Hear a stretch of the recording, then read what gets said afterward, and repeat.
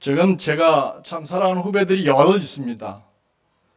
그 중에 제가 두 번째로 사랑하는 그 김진삼 목사님이라고 서울신학대학교 지금 성지연구소 소장을 하고 있는 목사님인데, 이스라엘에서 성지순례를 참 많이 하시고 지금도 은혜를 많이 끼시는 분이신데, 그 목사님이 제게 가르쳐준 게 이 인사법입니다. 제가 진짜 첫째로 사랑하는 목사님은 누군지 여러분들 아십니까? 눈치가 빠르십니다. 네, 황혜수 목사님이라고 말씀드리고 싶은데 방송용 멘트입니다. 이해해 주시기 바랍니다. 오늘 제가 하늘교회 이렇게 방문하고 참 감동을 받았습니다. 앞에서 찬양할 때 너무 뜨겁고 뒤에서 들려온 소리도 너무너무 뜨겁습니다. 요즘 교회들마다 이렇게 저녁 모임 하는 거 쉽지 않은데 이렇게 많이들 모이셔가지고 뜨겁게 찬양하고 또 이렇게 하는 모습 보면서, 야, 이 교회 아직 살아있구나. 한국 교회는 아직 살아있구나.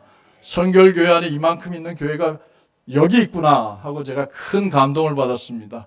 여러분들, 우리 한누리교회가 정말 놀라운 부흥을 이루게 될 줄로 믿습니다. 저는 샘솟는 교회 담임 목사입니다.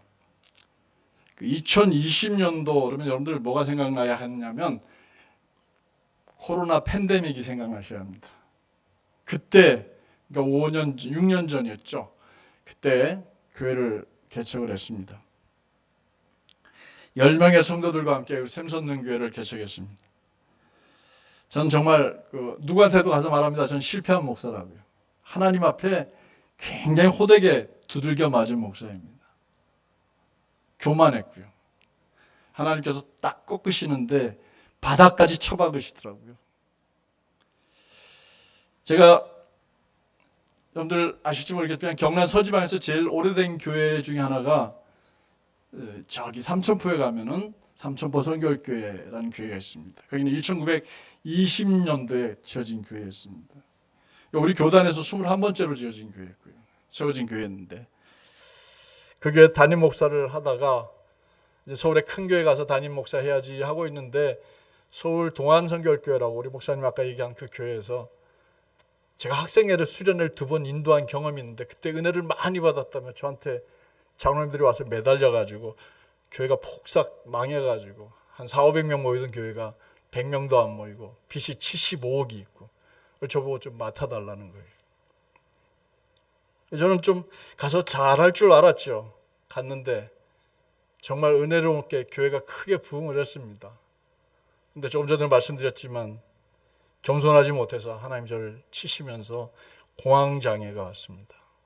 제일 무서운 것이 누가 저한테 전화하는 게 제일 무서웠습니다. 약속을 못 잡았습니다. 그리고 집에서 처박혀가지고 저희 집사람은 가까운 전철역 분식점에 가가지고 알바도 했습니다. 그런 저를 주님께서 다시 한번 살려주시고 몇 번이고 자살 시도를 했는데도 죽지 못해가지고 있는 중에 주님께서 개척하게 하셨는데, 그때도 제가 제일 늦게 교회 갔다가 제일 빨리 도망 나오는 목사였습니다. 그게 목사였는지 모르지만. 그러다가 2022년 7월 달이었습니다. 지금도 그날이 기억나는데, 앞에서 찬양을 억지로 부르고 있는데, 손을 들고 부르고 있는데, 아까 불렀던 고요의 주님 앞에와 그 찬양을 부르면서 그날 준비한 설교가 잃어버린 양, 잃어버린 탕자 설교였습니다. 그 설교를 하는데 주님이 저를 만져주시더라고요. 제 마음속에 찾아와 주시더라고요. 제가 손을 이렇게 들고 있는데 주님 제 손 붙잡으시면서 저를 이렇게 세워주셨습니다. 그래서 지금은 한 60여 명 등록하고 주일날 저는 거의 출석하다시피 하는데 한 40명, 45명 예배 드리는데 매일 식사 함께 나누고 웃으면서 행복하게 신앙생활하고 있습니다. 제가 큰 교회 담임할 때보다 지금 더 행복합니다. 믿거나 말거나입니다. 진짜입니다. 여러분들, 황혜수 목사님과는 제가 동안교회 부임하면서 제가 만나게 됐어요. 좀 말씀드렸지만 한우리교회로 부임할 때 제가 소개를 해서 제 친구 목사님이라서 소개를 해드렸고, 그리고 이제 요르단 한인교회를 가실 때 제가 소개서도 추천서도 써줬습니다. 근데 목사님께서 제가 공황장애를 앓고 있는데 계속 한국에 들어오실 때마다 저한테 전화를 하는 거예요. 그러다가 이제 제가 어떻게 겨우 연결을 했는데 갑자기 요르단 사역을 그만두겠다는 거예요. 귀국을 해버렸다는 거예요. 이 친구가 미쳤나 보다. 정신 나갔나 보다. 한국교회 상황이 너무 안 좋은데 어쩌다 이런 일을 벌렸을까. 그래서 저희 교회 조그만 교회지만 설교하라고 오라고 몇 번을 부르고, 또 성도들이 갈 때 또 아는 분들이 있어가지고 예배도 좀 드리고 하면서, 무슨 배짱으로 그랬냐고 그랬더니 딱 한마디를 하더라고요. 목사님, 주님께 다 맡겼습니다. 아멘 안 하시는데 주님께 다 맡겼습니다 그러더라고요. 그러더니 한누리교회 담임 목사가 된 겁니다. 그래서 제가 이렇게 초대를 받게 되었고 여러분들 앞에 서게 되었어요. 제가 한누리교회 청병을 받았다 올 때 제가 마음으로 얼마나 기뻤는지 모릅니다. 그러면서 한편으로서 얼마나 슬펐는지 모릅니다. 왜냐하면 2명 중에 1명 올라갔던 나연섭 목사님은 제가 가르친 제자였거든요. 하나님 어쩌려고 이렇게 저한테 고된 마음을 주십니까 했는데, 그 목사님이 다음 주일날 조치원교회라고 한 장로님만 18분 계시고 또 한 700명 모이는 게 담임 목사로 청빙을 받게 되어서 사무총회를 하게 되었습니다. 할렐루야. 뭐 한누리교회 이력서만 내면 다 큰 교회로 가는 것 같아요. 네, 너무 감사하고요. 근데 제가 이 얘기를 왜 하느냐면, 목사님께서 제가 한누리교회로 1년 동안 사역하다 보내드리는데, 이 목사님이 설교할 때 마지막 송별 예배 설교를 하면서 저한테 욕을 하더라고요. 강대상에 서가지고 박상진 목사님은 바보라고. 여러분들 전혀 뭐 욕이 아니라고 생각하시는데 저보고 바보라고 그러고 가셨어요. 저 목사님이 저한테요. 제가 속으로 내가 너 언젠가 한번 내가 욕을 꼭 해줄 거야, 그런 생각을 했었는데요. 물론 그 바보라는 뜻이 정말 그 좋은 교회를 버리고 이렇게 어려운 교회 오셔서 눈물로 사역하시는 모습 보면서 너무 안쓰럽다. 인간적인 생각으로는 바보였다, 이렇게 말씀하고 하셨습니다. 저는 그래서 목사님한테 뭐라고 한마디 요구를 해야 될까 하다가, 우리 황혜수 목사님 장딱이다, 너는 장딱이다, 이렇게 하고 가려고 그래요.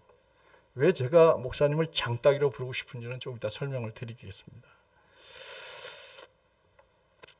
제가 굉장히 존경하는 그 전주 바울교회 온파리 목사님, 지금도 자주 연락하고 만나고 있는데, 그 목사님께서 이렇게 말씀하시더라고요.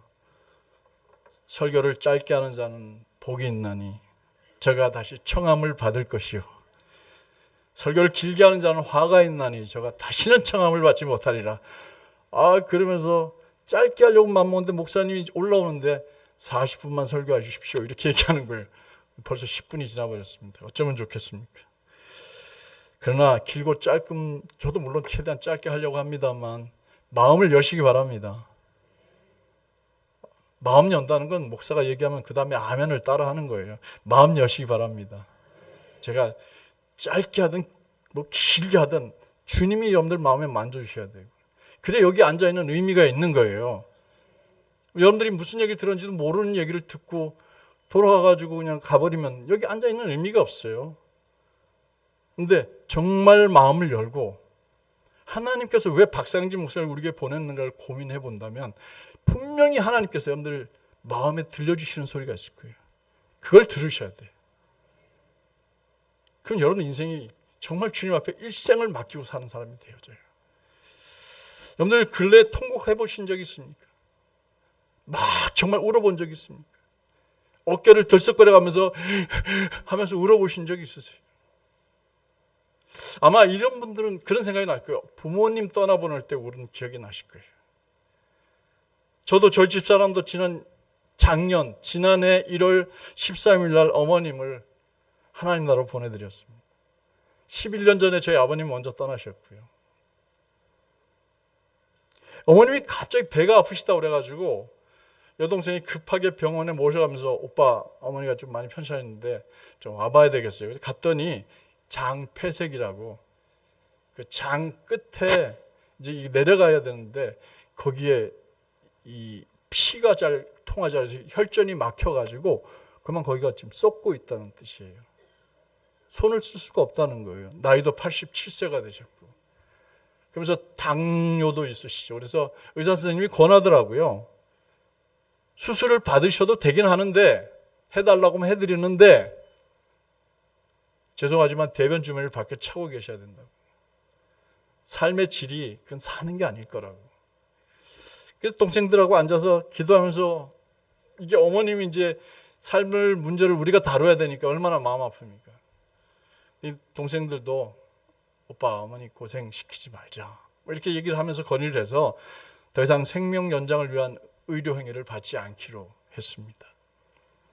다섯째 되는 날, 이번 다섯째 되는 날 어머님이 산소 산소 그게 막 떨어지는 거예요. 가족들을 다 모아놓고 병원에서 중환자실에서 바로 옆에 있는 호스피스 병실로 옮기시더라고요. 아무래도 어려울 것 같습니다. 알겠습니다. 제 동생들을 다 불러 모았습니다. 조카들도 다 불러 모으고 아들도 다 불러 모았습니다. 우리 임종 예배를 드리는 거다 하고 임종 예배를 드렸습니다.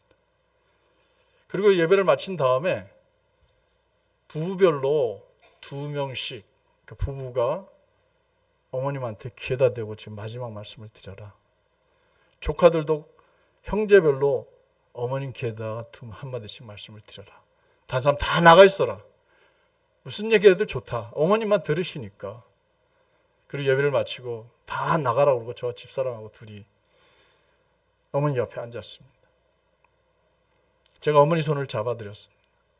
평생 어머니가 제 손을 잡았는데 제가 어머니 손을 잡았습니다. 바로 이 사진입니다. 예. 어머니 손을 꼭 잡으면서 제가 말씀드렸어요. 어머니 너무 죄송합니다. 이 못난 놈이 고작 이런 목회하느라고 목회도 제대로 못하고 어머님도 이렇게 섬겨드리지 못하고 용서해 주십시오 하고 그 얘기를 하는데 막 눈물이 펑펑 쏟아지는 거예요. 얼마나 울었는지요. 옆에서 집사람도 앉아가지고 어머니 미안해요. 잘 섬기지 못해서 죄송합니다. 그리고 펑펑 울었습니다. 늘 제 손을 잡아주시던 그 어머니 손을 제가 꼭 잡아드렸습니다. 마지막으로. 근데 저보다 더 통곡하는 일이 우리 사람에게 생겼어요. 어머님 곁에 늘 여동생이 둘이 있었습니다. 어머님은 늘 무슨 얘기를 여동생들하고 상의를 하는 거예요. 저희는 뭐 목회한다고 그랬고 남동생도 옆에 있었는데 남동생은 또 어머니한테 하는 얘기를 다 해가지고 뭐 마지막 한 채 있던 집도 자기 이름으로 싹 돌려놓고는 뭐 우리 아들 동생이 들으면 안 되는데 그리고는 명의 이전을 해놓고는 거기서 이제 사업한다고 돈을 빼버린 거예요. 저희 집사람 서운했을까요? 안 서운했을까요? 서운했죠. 저희 집사람은 뭐가 생기면 어머니 드려야 된다고 저희 삼천포 있을 때는 고기들 뭐 물고기 들어오는 거 다 싸들고 가지고 가고 그랬어요. 매달 정기적으로 또 용돈도 넣어드리고 최선을 다했는데 어머님이 며느리인 자기를 불편하게 생각하는 것 같다. 늘 저한테 좀 그랬어요. 이제 어머님이 떠나시고 영정을 앞에다 모셔놓았어요. 영정 앞에 이제 저희 아버님이 목사님이셔서 이제 사모님이시니까 읽던 성경책을 펴드렸습니다. 근데 거기서 툭 하고 뭐가 떨어지는데 조그만 메모, 기도 제목 메모가 몇 자 적은 게 떨어지시더니 1,000원짜리 속장인가 넉장이 떨어지더라고요. 그리고 사진 한 장이 뚝 떨어지는 거예요. 예, 여러분들 뭐 자막에 한번 올려볼게요. 저 성경책에 있는 조그만 사진인데요. 동그란 거 2개만 보이시죠? 저 얼굴 잘 안 보이시는데. 이게 무슨 사진이었냐면 저희 사람을 펑펑 울게 만든 사진. 어머니 성경책에 끼어있는 그 사진이 뭐냐면 저희 집사람이 처음 저하고 우리 집에 시집 오겠다고 처음 아버님 어머님 뵈러 오던 그날 찍어놓은 사진이었어요. 어머님은 자기를 별로 안 좋아한다고 늘 생각했는데 어머님이 그거를 성경책에 끼워놓고 평생을 기도하신 거예요. 제가 6학년 5반입니다. 작년이면 6학년 4반이고 결혼을 30세 했으니까 33년 동안 저 성경책에 저걸 끼고 있었던 거예요. 자기 딸도 아니고 아들도 아니고 며느리 사진을 거기다 끼워놓고 성경책 넘길 때마다 어머님이 기도를 하셨던 거예요. 그걸 늦게 아는 거예요. 저 집사람이. 갑자기 그 사진을 보더니 벌벌 떨더니 막 방으로 뛰어들어가는 거예요. 왜 그래요, 여보? 그랬더니 여보 이거 사진 좀 보라고. 어머님이 저렇게 성경책에 평생 저걸 끼워놓고 날 위해 기도해 주신 걸 내가 몰랐다고. 내가 너무 잘못했다고. 그렇게 울더라고요. 사랑하는 사람과 헤어지는 건 정말 슬픈 일입니다. 그런데 더 슬픈 것은 최선을 다해서 섬겨드리지 못한 채 나중에 가서 후회하고 우는 일이 미련한 짓이에요. 여러분들 지금 혹시 섬기는 부모님들 계십니까? 살아계실 때 한 번 더 전화하고 살아계실 때 내가 커피 마실 것 조금 더 아껴서 용돈 보내드리고 그런 착한 분들이 되셨으면 참 좋겠습니다. 근데 아멘을 크게 안 하시네요. 근데 이럴 때는 나이 드신 분들이 아멘을 크게 하셔야 됩니다. 그런 분들 되시기 바랍니다. 네, 맞습니다. 그런 분들 되십시오. 근데 사람들은요 이렇게 슬픈 일로만 우는 게 아니에요. 예수 믿는 사람들은요 특별히 말씀 앞에 딱 부딪혀가지고 자기가 정말 잘못 살았구나 깨닫게 될 때 펑펑 웁니다. 여러분들 그런 기억 나시죠? 까마득하지만 나시죠? 근래는 별로 운 기억이 안 나는데 주님 처음 만났을 때 여러분들 펑펑 우신 기억 나시잖아요. 그죠? 저도 그렇게 울었습니다. 하나님의 은혜를 깨닫고 울은 거예요. 제가 1989년도에 수원비행장에서 공군 병장으로 찬란한 제대를 했습니다. 근데 서울신학대학교 4학년에 복학해야 될 나이였습니다. 근데 목사가 되기가 너무 싫었어요. 우리 아버님이 목사였는데 너무 가난하게 사셨어요. 목회도 지지를 못하셨어요. 전 늘 아버지가 원망스러웠어요. 그런 저를 태어나자마자 하나님 장자입니다 하고 빨가벗은 저를 벌쩍 들어가지고 하나님께 올려드렸다는 거예요. 제게 족쇄를 채우신 거예요. 저는 절대로 떠나면 안 된다고 생각했는데 목사가 되기가 너무 싫었던 거예요. 가난하게 사는 게 너무 싫었어요. 그래서 아버님께 말씀드렸어요. 아버님 제가 돈을 많이 벌 테니까 저 신학대학 복학 못하겠습니다. 근데 아버님은 뭘 믿으셨는지 저보고 그러더라고요. 너 기도원에 3일만 갔다 와라. 내가 허락해 주마. 그래서 제가 집이 광명이었고요. 제 부대는 수원이었습니다. 근데 그 사이 왔다 갔다 하면서 이제 수원에서 성남 쪽으로 가는 어딘가를 버스를 탔어요. 야전잠바 입고 가방에 성경책 하나 끼워넣고 가다가 기도원이라고 하는 순대가 있으면 내릴 거라고 생각했는데 진짜 보였어요. 그래서 얼른 내려달라고 해서 내렸습니다. 그래서 거기서 걸어 들어갔어요. 기도원까지. 근데 짧은 거리인 줄 알았더니 굉장히 많이 걷더라고요. 4km 정도 걸었나. 딱 가가지고 기도원 원장님한테 제가 좀 기도 좀 하고 갈랍니다. 말을 해놓고 그래서 말씀드렸더니 방을 해주는데 방이 없다고 그러면서 다른 분하고 이렇게 같이 써야 되겠다고 해서 알겠습니다. 그리고 저 거기서요 하나님께 한 번도 기도 안 했습니다. 본당도 안 들어갔습니다. 밥만 먹고 와가지고 누워서 잤습니다. 요나처럼. 왜냐하면 기도하면 분명히 붙들리거든요. 그죠? 맞죠? 그죠? 가서 엎드리면 반드시 붙잡습니다. 하나님이. 상진아 너 어디 가려고 그러면 안 돼! 하고 붙잡을 것 같아서 제가 이를 악물고 옆에 있는 사람이 저보고 미친 녀석이라고 그럴지 모르지만 난 그냥 잤습니다. 2박 3일 딱 지냈습니다. 아침 뜨자마자 해가 뜨자마자 얼른 짐 싸가지고 봉투에다 감사한금이라고 5만 원인가 넣고 올려놓고 바로 도망 나왔습니다. 아 해방이다. 아버님한테 가서 이제 얘기하면 되거든요. 기도하고 왔는데요. 하나님이 응답 안 해주셔서 그냥 저 그만둘랍니다. 그리고 나왔어요. 나왔는데 어떤 길을 생각하니까 너무 멀어요. 게을러져 가지고. 그래가지고 차를 기다렸습니다. 언덕 위에 올라가세요.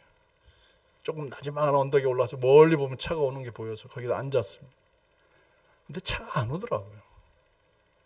너무 심심해가지고 이렇게 뭐 있는데 성경책 볼 생각은 전혀 안 하고요. 소나무 가지가 하나 보였어요.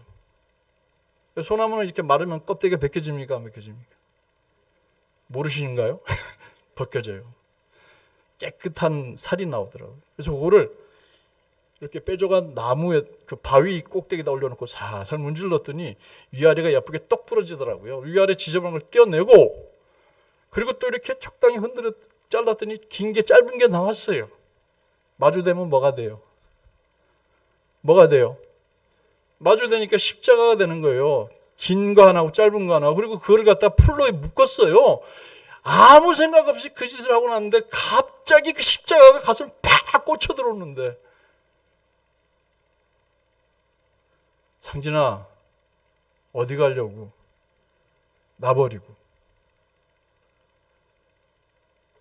나버리고 어디 가려고? 상진아 내가 내게 맡겨준 십자가인데 어디 가려고?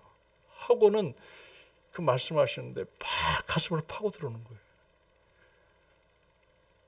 제가 성경책 그때 뭐 이렇게 바깥에 꺼내놓고 들고 있는데 거기서 얼마나 눈물을 뚝뚝 흘렸더니 성경책 다 젖었어요. 정말 많이 울었습니다. 그 사이에 뭐가 지나갔어요? 버스가 지나갔어요. 한 수 없이 기어가지고 내려와가지고 기도원에 처박혀가지고 기도를 더 하고 내려와가지고 오늘 이 자리에 서게 된 겁니다. 하나님 앞에서 정말 마음을 다해서 마음을 열고 눈물을 쏟아내니까 사명이 회복되고 뭘 해야 되는지 그 일이 회복되어지고 은혜가 회복되어지더라고요. 할렐루야.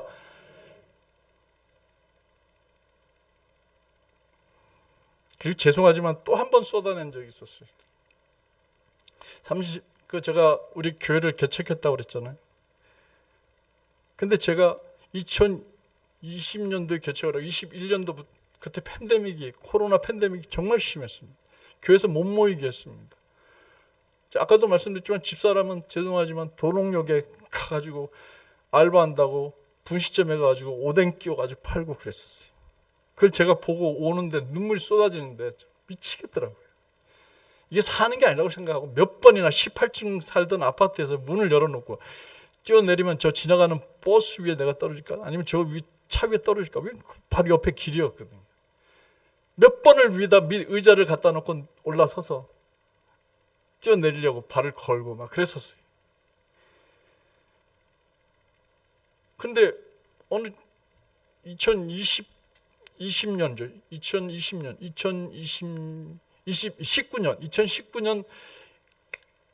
밤 12시 12월 31일 날 12시 거의 다 된 시간에 초인보를 누르는 거예요. 나가봤더니 제가 전에 다니는 교회에서 함께 신앙생활하던 집사님들이 거기 몰려온 거예요. 저한테 축복 기도를 받아야 됐다는 거예요. 제가 정신병자인데. 그 앉아가지고 거기서 우리가 송구영심 예배를 하는데 집사람이 그때 야근을 하는 바람에 못 들어오고 있어요. 집사님 전화해가지고 큰일 났다고 빨리 와야 되겠다고 불러가지고 이제 같이 앉아서 예배를 드렸어요. 그 중에 안수 집사님 한 분이 저한테 그러는 거예요. 교회를 이제 시작하고 난 뒤에 아니 목사님 답답해 죽겠습니다. 목사님이 목회 비전을 보여줘야 주니까 따라갈 거 아닙니까? 왜 목회 비전은 안 보이고 제일 늦게 왔다가 제일 빨리 가버리면 뭘 어떻게 하자는 겁니까? 이 교회가. 저가 그 정도였어요. 제가 제일 무서웠던 것은 하나님이 나에게 아무 말씀도 안 해주는데 설교해야 되는 게 제일 무서운 일이에요. 목사한테요. 우리 한 목사님은 그런 일이 절대 없겠지만 목사가 제일 무서운 일은요. 하나님이 말씀을 안 주시는데 강대상에 서는 게 제일 무서운 거예요. 저는 그래서 옛날에 했던 설교 다 뒤지고 남의 설교도 인터넷에 뺏기고 그래서 하루하루를 한 줄 한 줄 떼어가고 있었어요. 그던 2022년 8월 7일 날 아침에 찬양을 드리는데 주님 저를 찾아오신 거예요. 그래서 그 수렁에서 저를 빼주시는데 약을 먹은 것도 아니고 안정제를 먹는 것도 아닌데 주님이 손든 제 손을 붙잡아 주시더니 상준아 이제 일어나라. 내가 너와 함께 하겠다. 내가 너 도와줄게. 하고는 저를 빼시는데 진흙탕에 빠져있는 저를 쑥 빼듯이 빼져가지고 공황경제가 싹 사라진 줄로 믿으시기 바랍니다. 공황장애 제일 끝나고 난 뒤에 먼저 우울증도 사라지고 대인 기피도 다 사라지고 제일 먼저 하는 일은 핸드폰을 열어가지고 제가 다 차단하고 숨겨놓았던 분 중에서 연락할 분들 다 끄집어내가지고 그분한테 연락하고 하나님 저를 다시 살려주셨다고 저희 왜 기도해달라고 하면서 관계를 맺기 시작했고 그 무렵에 황 목사님 전화해가지고 만났던 겁니다. 저는 오늘 그런 사람을 성경에서 한 분을 발견했어요. 바로 누구냐면 베드로예요. 너무 잘 알잖아요, 여러분들. 베드로가 닭 구울 때 통곡했다. 뭐 결론이에요. 왜 통곡했을까요? 생각해 보셨어요? 물론 뭐 간단하게 생각하면 예수님의 말씀이 생각나서 통곡했어요. 맞습니다. 그것도 맞습니다. 그런데 우리는 왜 통곡했는지를 가만히 생각해 보면서 오늘 그걸 마음에 좀 새겨보셨으면 좋겠어요. 여러분들 중에 누군가 반드시 이 세 가지 중에 하나를 걸려요. 아, 나도 그래, 맞아. 이게 걸려요. 그거 붙들어야 돼요. 그래야 이 밤기도에 5일 동안 하는 밤기도에 의미가 있는 거예요. 무슨 얘기인지 아시겠어요? 아니면 저기 현수막 이제 조금 있으면 떼어내니까 그 떨어지는 순간 여러분들 다 잊어버릴 거예요. 근데 그 말씀을 붙들면 올해 내가 이렇게 살아야지 하고 다짐하게 되고 주님 앞에 자기 모습을 바로 보게 되는 거예요. 자, 첫 번째 이유가 뭐냐? 그리고 주님이 뭐라고 말씀하시냐면 이렇게 말씀하세요. 본문을 통해서 우리에게 주시는 말씀이 그건데요. 우리들에게 나에게서 멀리 떨어져만 있지 말고 나와 가까이 나와 함께 하자. 이렇게 말씀하십니다. 여러분들에게 하신 말씀이 저한테 하는 말씀이 아니고 따라해 봅시다. 나에게서 멀리 떨어져 있지 말고 나와 함께 나와 가까이 지내자. 오늘 성경에 보면요 단어 하나를 여러분들 기억하셔야 돼요. 그 단어가 뭔지 아세요? 본문 54절 말씀 제가 올리겠습니다. 한번 읽어보겠습니다. 예수를 잡아 끌고 대제사장의 집으로 들어갈 새 베드로가 어떻게 따라갔다고요? 더 크게 어떻게 따라가요? 멀찍이 따라갔습니다. 불과 몇 시간 전만 해도요 주와 함께 죽을지언정 주님 부인하지 않겠다고 그랬어요. 네가 나를 부인하라고 그럴 때요. 부인하리라 그랬을 때요. 겟세마네 동산에서 유다가 대제사장 집을 지키는 사람들을 데리고 와서 예수님을 묶고 끌고 갈 때 제자들 다 도망갔습니다. 정말 다 도망갔습니다. 저는 이런 일 보면서 교회가 어려울 때 다 도망가더라고요. 제가 동안교회 부임할 때도요 400명 모이는 교회였다 뭐 이러는데 갔더니 100명도 않고 다 도망가고 교회가 어려우니까 빚이 75억이나 있고 담임 목사님 풍을 맞아가지고 그러고 있고 다 도망가요. 그리고 조만큼 가 있다가 교회가 좀 이제 괜찮아지는 것 같으면 몰려 들어와요. 여기는 그런 분 안 계신 줄로 믿습니다. 그런 다 도망가야 될 일이 없었으니까 당연히 그럴 일이 없겠지만요. 심지어 어떤 사람까지 있었는 줄 아세요? 발가벗고 도망간 사람도 있었습니다. 성경에 나와 있어요. 빨가벗고 도망갔다고요. 마가복음 14장 50절에서 52절 말씀 한번 같이 읽어보겠습니다. 시작. 제자들이 다 예수를 버리고 도망하니라. 한 청년이 벗은 몸에 배 혼니부를 두르고 예수를 따라가다가 무리에게 잡힘에 배 혼니부를 버리고, 빨가라는 말은 안 들어가 있지만 어떻게 했다고요? 그 당시에 뭐 트라이가 있었습니까? 뭐 팬티가 좋은 게 있었습니까? 다 벗고 도망갔다는, 거시기까지 내놓고 덜렁거리고 뛰어갔다는 걸 도망가서 얼마나 급하면. 그가 누구냐? 나가 있을 것이다. 자기 얘기니까 쓴 거예요. 다 도망갔어요. 베드로도 도망갔습니다. 근데 베드로는 멀리 가버리지 않고 예수님이 어떻게 되는지를 조금 지근거리에서 지켜보고 있었던 거예요. 그 예수님이 끌려가는 데를 끝까지 따라간 거예요. 뭘 어떻게 해요? 멀찍이 떨어져서. 자기 안 다칠 만큼 떨어져서. 그래서 뭐 하자고 그러면 내가 헌금 덜 할 만큼 떨어져서. 교회에다 뭘 좀 하자고 하면은 직분 맡기려고 하면 그냥 그만큼 떨어져서 목사님이 얘기하기도 어렵고 안 하기도 어려운 애매한 만큼 떨어져 지내다가 따라가는 거예요. 주님이 고난당하실 때, 주님의 몸된 교회가 아파할 때에 도망가시면 안 됩니다. 적어도 장로님, 권사님, 집사님, 안수 집사님은요, 도망가시면 안 됩니다.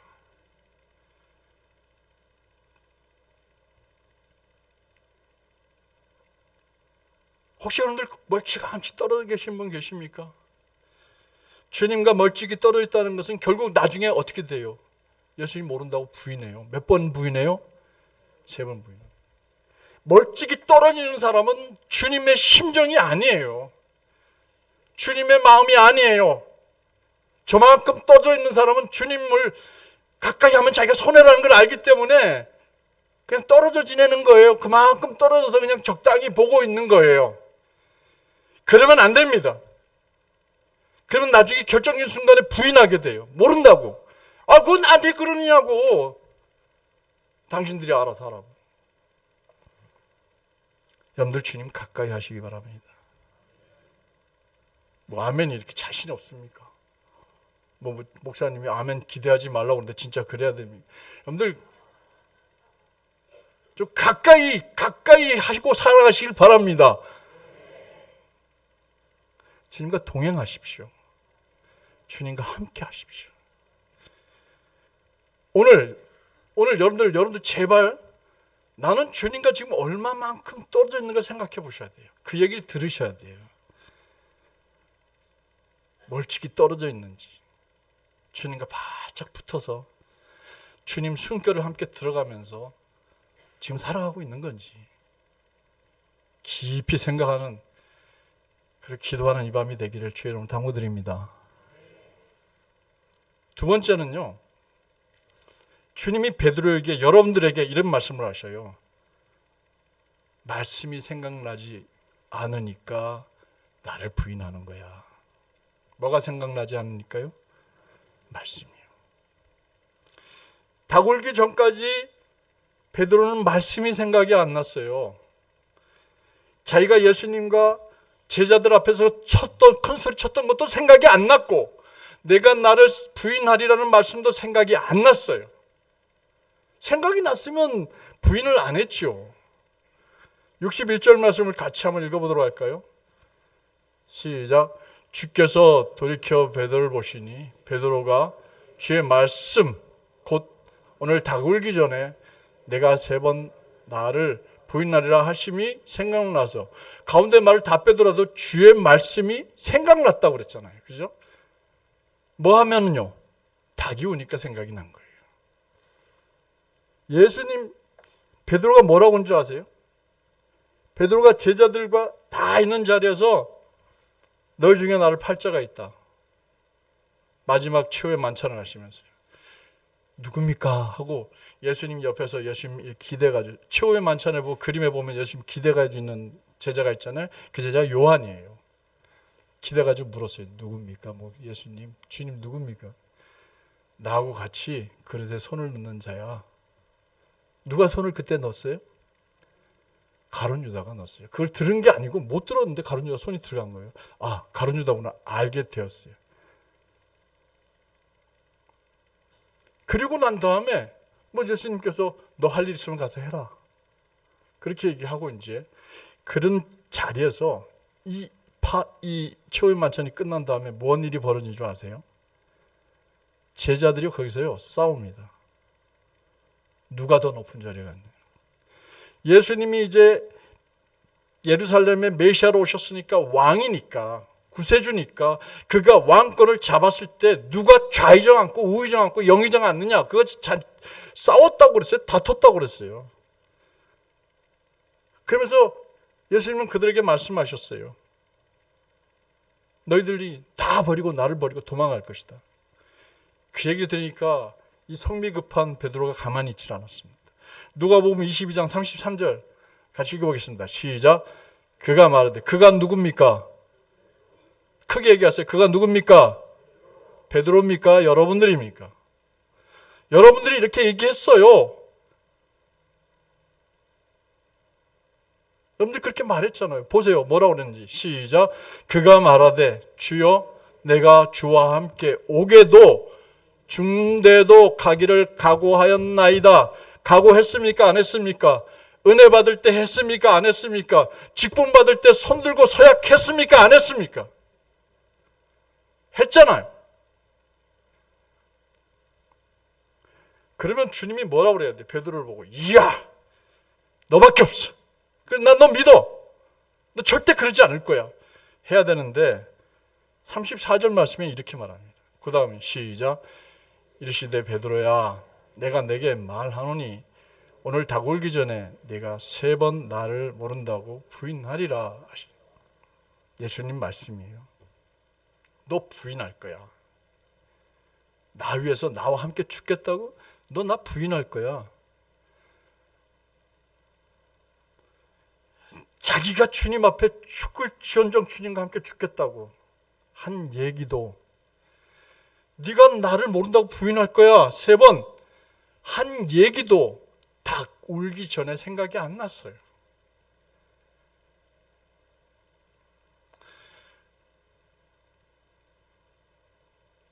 예수님이 자기가 제자들 앞에서 내가 주님과 죽을지언정 부인하지 않겠습니다 라고 막 당당하게 얘기하면 예수님이 베드로 너밖에 없어 이럴 줄 알았는데 너 부인할 거야 얘기하는 게 충격이었을 거예요. 분명히 머릿속에 남아있을 거예요. 생각나야 돼요. 그런데 생각이 안 나요. 빌라도의 뜰에 따라갔는데 생각이 안 나요. 멀찌감치 떨어져가지고 쳐다보는데 누가 와서 예수님하고 같이 다니는 사람인데 아니야 나 아니야. 아니야, 너 분명히 말이 갈릴리 말, 나 아니야. 모른다니까. 이 사람 왜 이래? 저만큼 또 도망간다. 거기서도 얘기하니까 내가 맹세코 말하는데 내가 모른다니까 하고 났는데 그때 뭐가 울렸어요? 닭이 울었습니다. 말씀이 생각나지 않는 삶은 언제나 어느 상황에서나 주님을 부인하게 만들어요. 자기가 불리하면 주님 부인합니다. 급하게 거짓말합니다. 급하게 속입니다. 자존심 상한다고 미움이 불쑥불쑥 일어납니다. 누가 잘 되면 시기심과 질투심이 마음 푹 일어납니다. 왜요? 말씀이 생각이 안 나기 때문이에요. 왜 싸웁니까? 사랑해라. 말씀이 생각 안 나요. 이 교회는 그럴 리 없지만 오늘 한국교회 많은 교회들 교회는 싸웁니다. 주의 말씀이 생각이 안 나요. 그들에겐요. 오직 자존심 밟은 저 새끼 죽여야 돼. 이것만 생각나요. 부부싸움도 왜 피 터지게 싸웁니까? 여기는 그럴 리 없지만 말씀이 생각이 안 나요. 아내를 사랑하라고, 남편을 공경하라고, 높이라고 한 생각이 안 나요. 여러분들과 제가 주님을 부인하지 않는 삶을 살려면요, 가슴을 치며 통곡하는 일이 없으려면요, 주님 말씀이 생각이 나야 합니다. 말씀이 떠올려져야 합니다. 이중하면 아멘을 크게 하는데 다른 데는 말씀을 가까이 해야 합니다. 말씀을 들어야 합니다. 말씀을 읽어야 합니다. 묵상해야 합니다. 그리고 살아내야 합니다. 살아가지 마시고 예수 믿는 사람은 삶을 살아내야 합니다. 살아낸다는 건 의지를 가지고 이렇게 해나가는 게 살아가는 거고, 살아내는 거고, 살아가는 거는 밥 먹고 출근하고 돌아와서 발 씻고 자고, 야 그만 자자, 야 너 괜찮나? 별일 없었나? 그만 자자. 살아가는 겁니다. 예수를 믿는 우리들은 우리의 마음속에 주의 말씀이 늘 생각나서 이거 거짓말하면 안 되지. 이거 가져가면 안 되지. 속이면 안 되지. 배달 세고 나면 안 되지. 이거 받으면 안 되는 거예요. 말씀이 살아나서 삶을 살아내게 만드는 거예요. 할렐루야. 저희 교회 앞에, 저희 삼각교회인데 교회 앞에 화장실이 있어요. 제가 이제 오늘 새벽에 새벽 기도를 마치고 이제 화장실을 갔는데, 최신형 핸드폰이 이렇게 잭이 꽂혀가지고 전기 충전하려고 거기다 놓고는 얼마나 급했는지 그냥 가버렸어요. 거기 있어요. 보니까 비싼 핸드폰이. 내가 가져가도 모르잖아요. 그죠? 그 사람 거기다 두고 갔는지도 모를 거예요. 얼마나, 다 볼일 봤으면 챙겨가야지, 그래. 얼마나 급한 일이 있다고 그냥 가버렸어요. 핸드폰 좋은 게. 아무 생각이 안 들어요. 그럼 그 사람 건데 내가 왜 가져가요? 왜? 도둑질하지 말라. 남의 것에 손대지 말라. 마음에 그런 말씀이 살아나요. 그러니까 그렇게 살게 되는 거예요. 말씀이 있어야 그런 삶을 사는 거예요. 오늘 많은 크리스찬들이 왜 비난을 받습니까? 오늘 많은 목사들이 기껏 존경받고 목회 다 해놓고 잘해놓고 막판에 비난 소리를 받습니까? 마지막 순간에는 말씀이 안 들리는 거예요. 살아내지 못하는 거예요.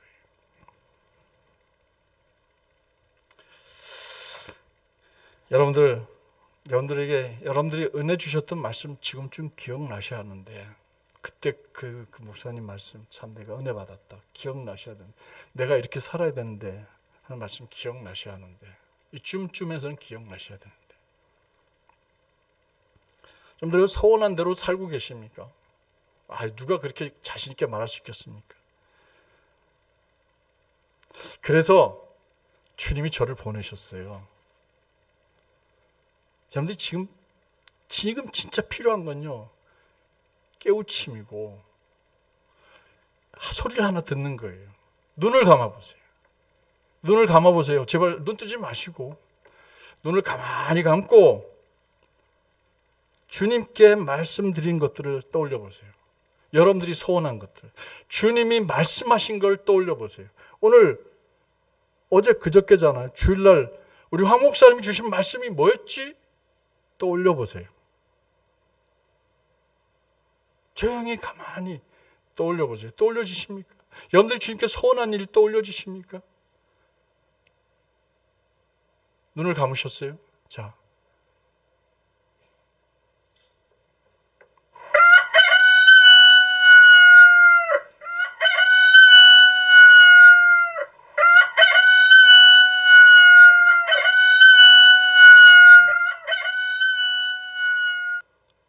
여러분들은 아무도 안 오시네요. 됐습니다. 눈 뜨세요. 베드로는 이 소리 듣고요, 통곡을 했습니다. 왜요? 말씀이 생각이 나서요. 내가 죽어도 주님과 죽겠다고 했는데 이게 뭐야? 여러분들 조금 전에 들었던 그 소리요, 기억하셔야 돼요. 살아가면서 이렇게 살지 못할 때. 근데 그 소리는요, 여러분들 다구름 소리 어디서 들어보셨어요? 지금 오늘 틀어줬는데 오랜만에 들었죠? 진짜 오랜만에 들었죠, 그죠? 여기 근방에 다 키우는 데 있어요? 없죠. 언제 들을 수 있냐면 고향 갔을 때 듣죠. 근데 뭐 다 나이가 높으신 분들이 많으니까 고향 갈 일은 없고 이제 평생 못 듣는 다구름 소리를 오늘 다 들어보네. 야, 그 박상기 목사 다구름 소리를 기억하셔도 괜찮아요. 근데 놀랍게도 그 소리는 매일 들려요. 매 주일마다 들려요. 어디서 들려요? 바로 여기에서요. 여기서 닭이 울어요. 황외석이라고는 장닭이 울어요. 주의 말씀대로 사십시오. 그리고 우는 거예요. 그게 우는 거예요. 다른 게 우는 게 아니에요. 죄악된 길에서 떠나십시오. 우는 거예요. 근데 여러분들 그걸 한 번도 다구름으로 안 들었어요. 우리 장로님들은 지난 주일날 목사님 설교 뭐 하라고 그러셨는지 기억나십니까? 그걸 기억하셔야 그걸 살잖아요. 기억 안 하니까 부인하게 되고, 기억 안 하니까 상황이 접해지면 그 상황에서 그 생각이 안 나고 그냥 내가 하고 싶은 대로 하는 거예요. 감정이 복받치면 팍 소리지르고. 여러분들 주일마다 장딱 한 마리가 서 있습니다. 목을 길게 내밀고 바르게 사셔야 합니다. 말씀대로 사셔야 합니다. 뭐가 우는 거예요? 닭이 우는 거예요. 그 닭이 이름이 뭐예요? 황해석이에요. 그렇게 소리 안 지르면 목사님 잘못된 거예요. 영성이 이미 떠난 거예요. 그 소리 들으셔야 돼요. 근데 그런 분들 되시기를 주의 이름으로 축원합니다.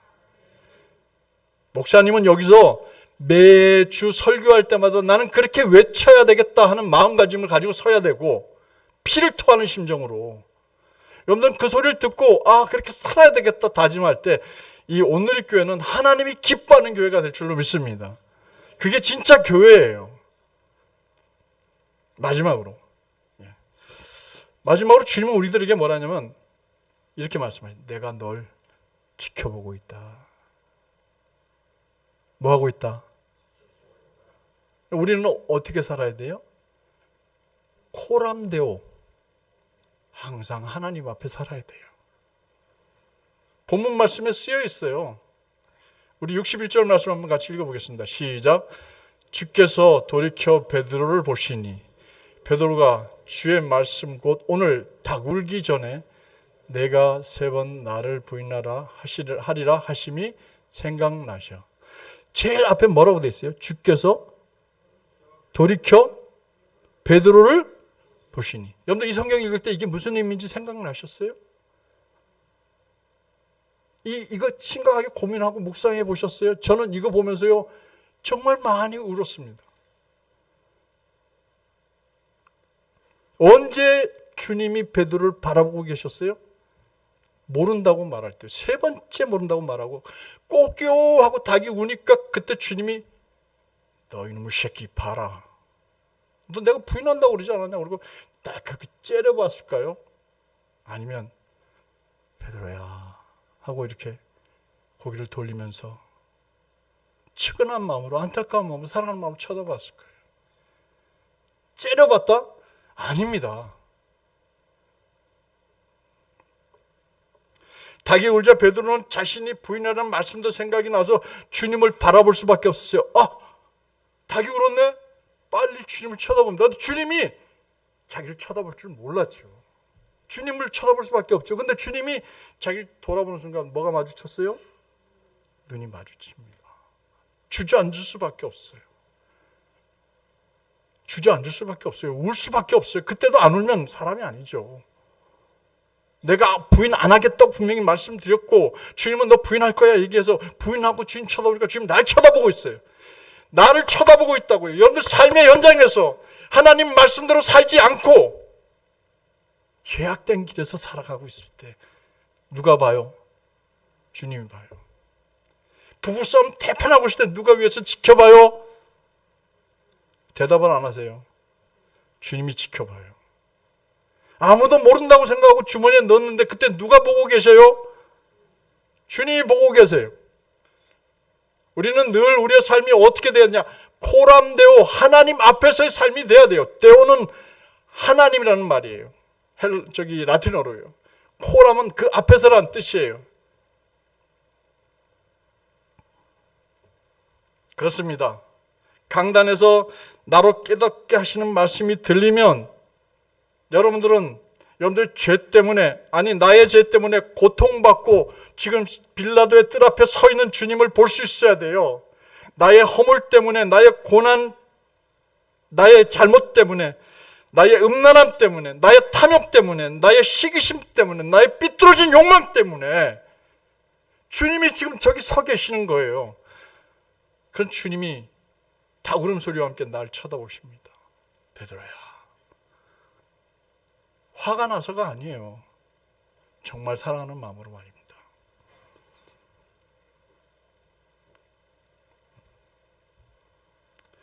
베드로처럼 우리도 부름을 받았지만 우리는 늘 관망하는 사람으로 살았습니다.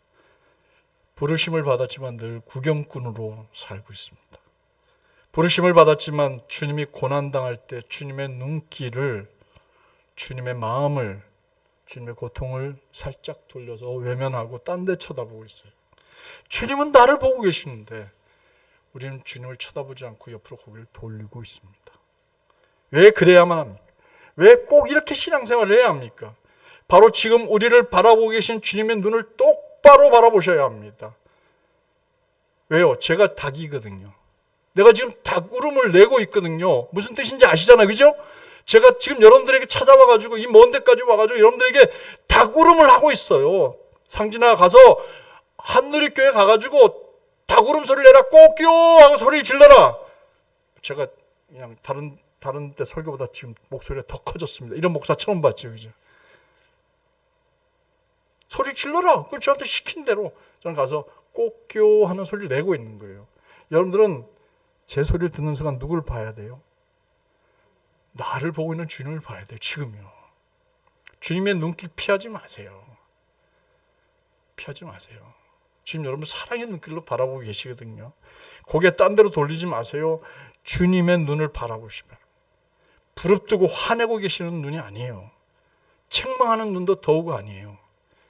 나무라시는 것도 아니에요. 네가 얼마나 힘들고 연약하면 그렇겠니? 얼마나 무서우면 그렇겠니? 하고 말씀하시는 겁니다. 말씀을 정리합니다. 사랑하는 하느님께 성도 여러분, 오늘 제가 이 자리에 선 이유를 여러분들이 아시기를 바라요. 그 먼 데서 내려와서 여러분들 앞에 세우신 이유가 뭐예요? 주님은 이 시간 저를 통해서 저를 많은 장딱들 그 중에 한 마리를 쓰고 계십니다. 가서 꼭요 하고 울어라. 어느 영혼인가 영혼이 깰 거야. 잘못 살아온 삶을 뉘우칠 거야. 나를 똑바로 바라보게 될 거야. 말씀을 회복하게 될 거야. 한 사람이 아니어도 좋다. 아니 여러 사람 다가 아니어도 한 사람. 아니 저 구퉁에 앉아있는 가장 나이 어린 학생이라도 내 말씀을 듣고 깨달으면 되는 거야. 말씀하십니다. 난 여러분들이 되시길 바랍니다. 여러분들 저는 장딱이고 싶습니다. 여러분들에겐 장딱이 매주 여기 쓴다고 그랬어요. 황혜선 목사님이십니다. 말씀을 꼭 깊이 들으세요. 그리고 말씀을 살아내세요. 그의 외침에 귀를 기울이세요. 그리고 주님과 멀찍이 떨어져서 살지 말고 주님과 가까이 하면서 주님의 말씀을 늘 떠올리면서 우리를 향하신 주님의 따뜻한 사랑의 눈길을 늘 마주하면서 예수님의 말씀에 순종하면서 주님의 말씀이 내 삶의 삶이 되기까지 말씀을 살아내는 하늘의 교회 성도님들 되시길 주님으로 축원합니다. 축원합니다.